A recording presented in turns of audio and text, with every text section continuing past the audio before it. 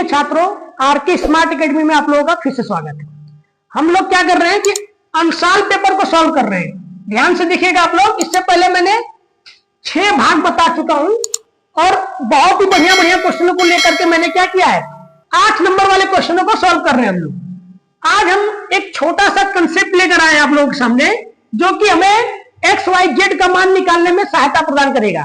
तो सबसे पहले हम लोग क्या करेंगे, 2 अवयवों का गुणनफल कैसे ज्ञात करते हैं वो आज हम लोग सीखेंगे। इस छोटे से क्लिप में या छोटे से वीडियो में आज हम लोग कंसेप्ट सीखेंगे 2 अवयवों का गुणनफल कैसे किया जाता है। तो 2 अवयवों का गुणनफल करते समय सबसे पहले एक बात ध्यान देना चाहिए आप लोगों को कि पहले ये जान ले हम लोग कि गुणनफल संभव है कि नहीं। तो 2 अवयव, जैसे मान लीजिए मैंने यहाँ पर ले रखा है, एक अवयव Aij m क्रॉस n और Bij p क्रॉस q। अगर हमें चेक करना है कि AB संभव है कि नहीं, AB संभव है कि नहीं, संभव है कि नहीं, ध्यान से देखिएगा आप लोग। हमें चेक करना है कि A इंटू B संभव है कि नहीं। तो सबसे पहले हम करते क्या है कि हमें पहले वाले का क्या है, ये ट्रिक है, याद रखिएगा आप लोग। ट्रिक क्या है, ट्रिक ये है कि पहले का C, ध्यान से देखिएगा आप लोग। ट्रिक क्या है, पहले का C बराबर दूसरे का R अगर बराबर है तब तो हम गुणनफल संभव है, गुणनफल ज्ञात कर सकते हैं, नहीं तो गुणनफल नहीं ज्ञात किया जा सकता है। फिर से सुनिएगा ध्यान से, एकदम ध्यान से सुनिए। पहले का C दूसरे का R। अब सवाल ये है कि C क्या है, R क्या है। तो C का मतलब समझो, C बराबर होता है स्तंभ और R का मतलब होता है पंक्ति।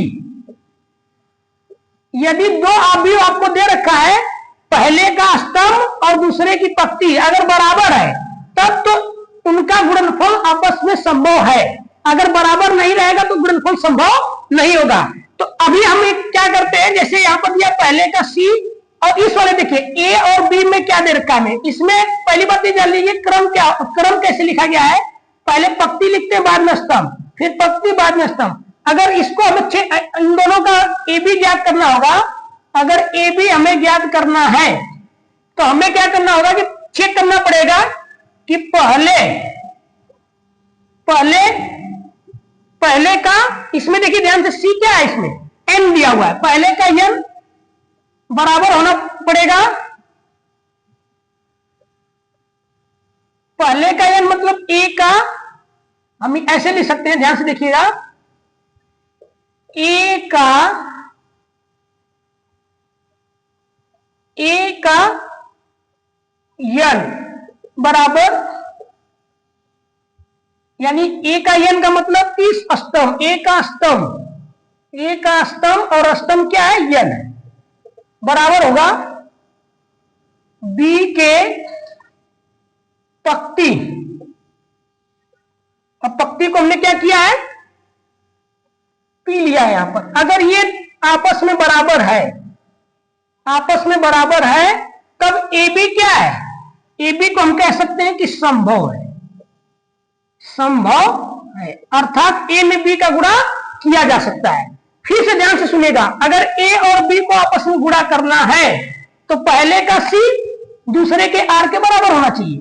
C का मतलब होता है स्तंभ और R का मतलब होता है पंक्ति। अगर पहले का स्तंभ दूसरे के पंक्ति के बराबर है तब तो AB ज्ञात किया जा सकता है, नहीं तो नहीं ज्ञात किया जा सकता है। अगर मैं इसमें देखूं A बराबर Aij में m क्रॉस n दिया हुआ है, P क्रॉस Q दिया है, इसमें अगर ये n को देखा जाए तो n क्या हमारे लिए स्तंभ है और यहाँ पर P क्या हमारे लिए पंक्ति है। तो n और P आपस में बराबर है तो AB संभव होगा, नहीं तो नहीं होगा। अब हम क्या करते हैं, एक छोटा सा, अच्छा एक चीज और याद करिए, अगर आपको याद नहीं होता है तो एक ट्रिक है, C बराबर है R याद कर लीजिए। CR तो सबको पता होगा, भोजपुरी भाषा में अगर कहा जाए तो CR लोग बोलते हैं आम भाषा में, तो आप CR याद कर लीजिए। अगर नहीं याद हो रहा तो CR याद कर लीजिए। CR बोलते हैं ना लोग कि CR, तो पहले का C दूसरे का R अगर बराबर होगा तो आपस में क्या होगा, गुणनफल संभव होगा। अगर बराबर नहीं होगा तो गुणनफल नहीं संभव होगा। आइए एक क्वेश्चन के साथ हम लोग क्या करते हैं, चेक करते हैं। आइए चेक करते हैं हम लोग एक क्वेश्चन के थ्रू हम लोग क्या करेंगे, अवयवों का गुणनफल सीखेंगे। हमें क्वेश्चन में क्या दे रखा है, a बराबर 1 2 3 -4 2 5, 2 क्रॉस 3 का अवयव दे रखा है, तथा b बराबर दे रखा है 2 3 4 5 3 1 3 क्रॉस 2 का। हमें ज्ञात क्या करना है, a और b ज्ञात करना है, a इंटू बी ज्ञात करना है, b इंटू a का मान ज्ञात करना है। तो सबसे पहले हम चेक करेंगे कि a b संभव है कि नहीं। तो हम a b संभव होने के लिए हमने क्या बताया था, अभी आप लोगों को मैंने समझाया था कि पहले का c और दूसरे का r, अगर नहीं याद होता है तो CR कह लो, पहले का c दूसरे का r।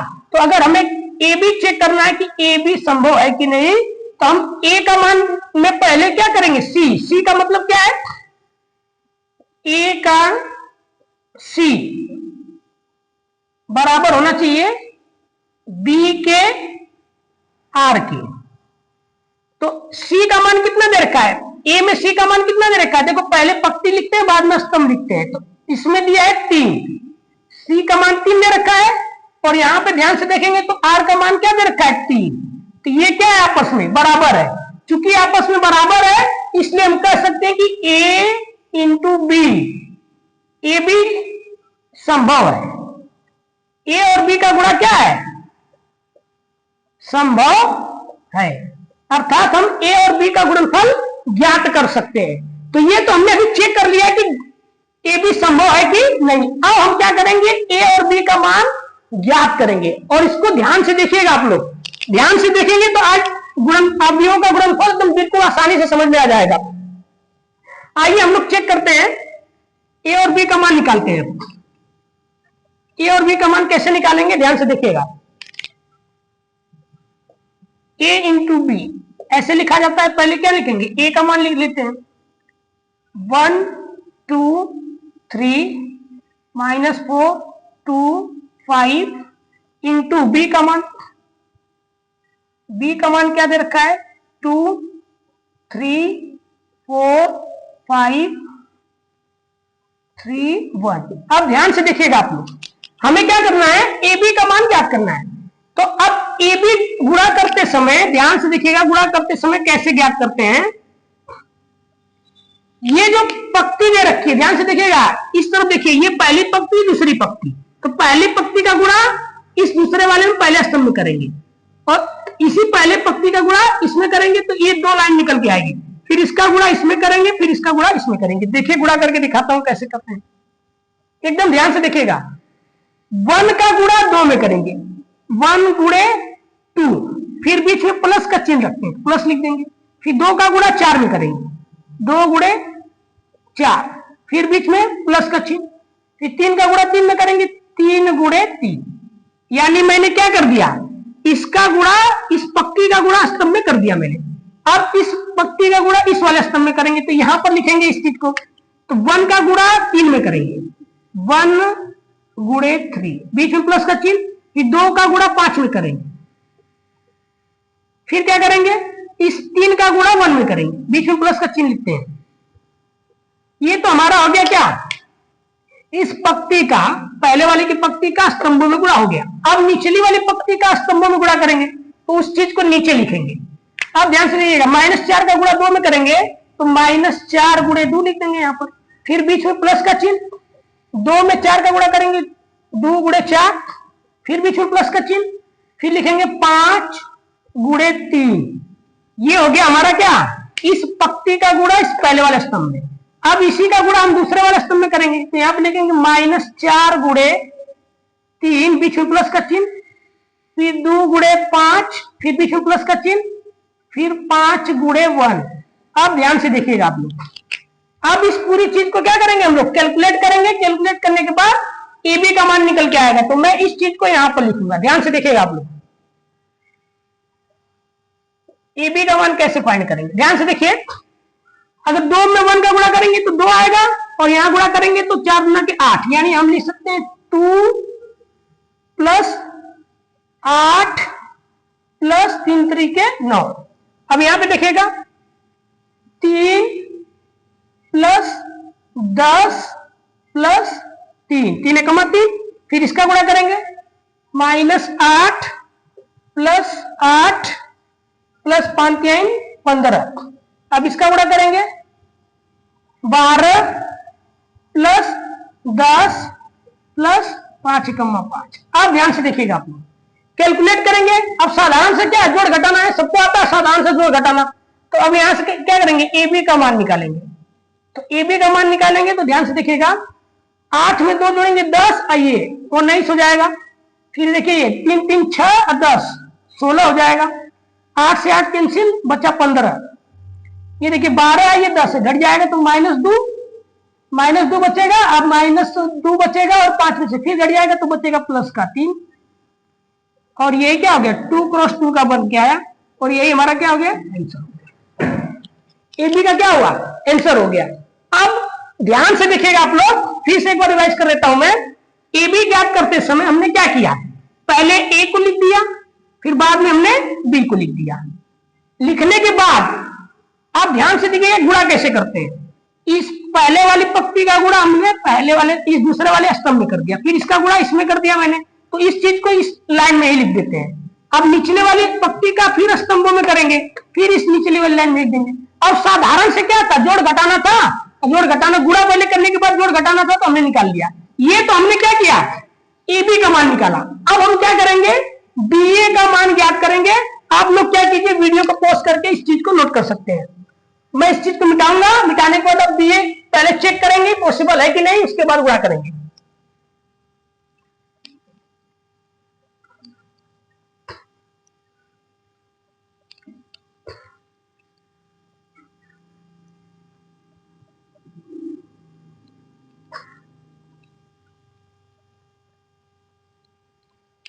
आइए चेक करते हैं बी ए संभव है कि नहीं।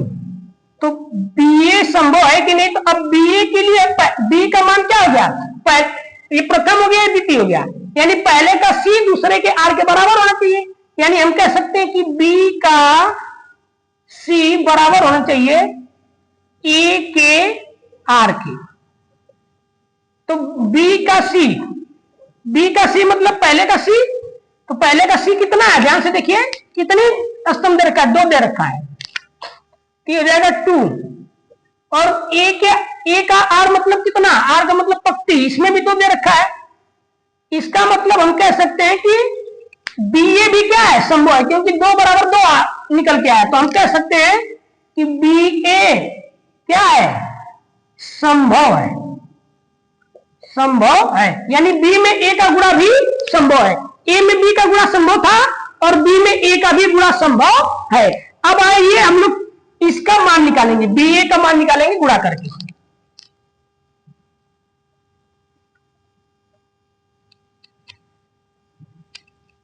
गुणा कैसे करते हैं, ध्यान से देखिएगा आप लोग। पहले क्या करेंगे, हम बी का मान रख देंगे यहां पर 2 3 4 5 3 1। अब ए का मान रखेंगे यहां पर 1 2 3 -4 2 5। अब ध्यान से देखिएगा, जब गुणा करने जाएंगे तो गुणा कैसे करते हैं, ध्यान से देखिएगा आप लोग। फिर वही कहानी, ये पहले की पंक्ति स्तंभों में करेंगे, पंक्ति का स्तंभ में करते हैं, ध्यान से देखिएगा। तो गुणा करते समय क्या करेंगे, इसका गुणा 2 का गुणा 1 में करेंगे, 2 × 1, फिर बीच में प्लस का चिन्ह, फिर 3 का गुणा करेंगे -4। ये हो गया हमारा। अब इसका गुणा फिर इस वाले में करेंगे, तो 2 × 2, बीच में प्लस का चिन्ह, फिर 3 × 2। ध्यान से देखते जाइए आप लोग। फिर ये काम करेंगे, 2 का गुणा फिर 3 में करेंगे, 2 × 3, बीच में प्लस का चिन्ह, फिर 3 × 5। ये हमारा हो गया क्या, इस पहले वाले पंक्ति का स्तंभों में गुणा हो गया। अब दूसरे वाले करेंगे, तो 4 का गुणा क्या करेंगे, 4 × 1, बीच में प्लस का चिन्ह, फिर 5 × -4। अब क्या करेंगे, 4 का गुणा 2 में करेंगे, यानी 4 × 2, बीच में प्लस का चिन्ह, फिर 5 × 2। ये हो गया हमारा। फिर अब करेंगे क्या, 4 × 3, बीच में प्लस का चिन्ह, फिर 5 × 5। ये भी निकल के आ गया। यानी हमने क्या किया, इस वाले का गुणा इसमें किया, इस वाले का गुणा इसमें किया, इस वाले का इसमें करके हमने यहां लिख दिया। अब आते हैं निचले वाले का गुणा करेंगे। 3 का गुणा किसमें करेंगे, 3 × 1, फिर बीच में प्लस का चिन्ह, फिर 1 गुणे -4। अब क्या करेंगे, 3 का गुणा इसमें करेंगे, 3 गुणे 2, बीच में प्लस का चिन्ह, फिर 1 गुणे 2, ये भी निकल के आ गया। फिर 3 का गुणा किसमें करेंगे, 3 गुणे 3, बीच में प्लस का चिन्ह, फिर 1 गुणे 5, ये निकल के आ गया हमारा क्या, AB। अभी AB इसको कैलकुलेट करेंगे। अब हम लोग क्या करेंगे, कैलकुलेट करेंगे। ध्यान से देखिएगा आप लोग। अब AB ज्ञात करने के लिए हम क्या करेंगे, साधारण सा जोड़ गुणा घटाना आ गया हमारा। देखिए 2 में 1 का गुणा करेंगे तो 2 ही रहेगा, फिर 4 में 3 का गुणा करेंगे, 4 3 12, लेकिन माइनस का 12 हो जाएगा। याद आइए, 2 दूना के 4, 4, फिर बीच में प्लस का चिन्ह, 3 दूना के 6। अब ये हो जाएगा 2 3 6, बीच में प्लस का चिन्ह, 3 5 3 15। यहाँ पे आइए, 4 एकम्मा 4, बीच में प्लस का चिन्ह, ये माइनस का है ये प्लस का है, तो माइनस प्लस मिल करके क्या कर देगा, माइनस कर देगा। अब 5 चौक को क्या कर देगा, 20। अब आइए, 4 गुना के 8, 5 गुना के 10, 4 3 12, 5 5 25, ये हो गया। अब यहां पर आइए, 3 एकम्मा 3 माइनस 4 एकम्मा 4, फिर हो जाएगा 3 गुना के 6, बीच में प्लस का चिन्ह, 2 एकम्मा 2, फिर हो जाएगा 3 3 के 9, बीच में प्लस का चिन्ह, 5 एकम्मा 5। अब इसको जब कैलकुलेट करेंगे तो रिजल्ट क्या आएगा हमारा, ध्यान से देखिएगा आप लोग। 12 में से 2 जाएगा -10, ये 6 4 10। अब इसमें जोड़ेंगे 11 21 हो जाएगा, 10 को 15 6 21 हो जाएगा। अब इसमें घटाएंगे तो -16, इसको जोड़ेंगे तो 18, अब इसको जोड़ेंगे तो 7 37 हो जाएगा। इसमें से घटेगा तो -1, 6 में 2 जोड़ेंगे 8, ये हो जाएगा 14। यही हमारा क्या हो गया, आंसर हो गया। यानी हमने क्या निकाल लिया, BA का मान भी ज्ञात कर लिया। ध्यान से देखिए आप लोग, फिर से मैं इसको रिवाइज कर देता हूं। अब इस क्वेश्चन से हमको उम्मीद है कि आप लोगों को अवयवों का गुणनफल क्लियरली आ गया होगा। अब हम 8 नंबर का नेक्स्ट क्वेश्चन अगले वीडियो मिलेंगे। फिलहाल इसको चेक कर लीजिएगा, थोड़ा सा देख लीजिए इसको। BA का मान कैसे ज्ञात करना था, पहले हमने B लिख दिया, फिर A लिख दिया, दोनों का गुणा करना था। ध्यान से देखिएगा, पहले वाले पंक्ति का गुणा इसके स्तंभ में, पहले का पंक्ति स्तंभ में, फिर इसका स्तंभ में। इसी प्रकार यहाँ पर हमने लिख दिया, फिर इसका गुणा इसमें किया, इसका गुणा इसमें किया, फिर इसमें करने के बाद यहाँ पर लिख दिया हमने, फिर इसका गुणा इसमें किया, फिर इसका गुणा इसमें, फिर इसमें, फिर निचले वाले लाइन में लिख दिया। अब इन सबको कैलकुलेशन पार्ट तो सबको आता है लगभग में, गुणा भाग करने के बाद आंसर हमारा कितना आ गया, ये रिजल्ट निकल के आया। उम्मीद करता हूं कि इस छोटे से वीडियो में आप लोगों को अवयवों का गुणनफल बिल्कुल समझ में आ गया होगा। तो आज हम यहीं पर रोकेंगे इस वीडियो को। आप लोग चैनल को सब्सक्राइब कीजिए, ज्यादा से ज्यादा वीडियो को लाइक कीजिए और कमजोर से कमजोर छात्रों की तरफ जरूर भेजिएगा। अब नेक्स्ट वीडियो में हम लोग मिलेंगे।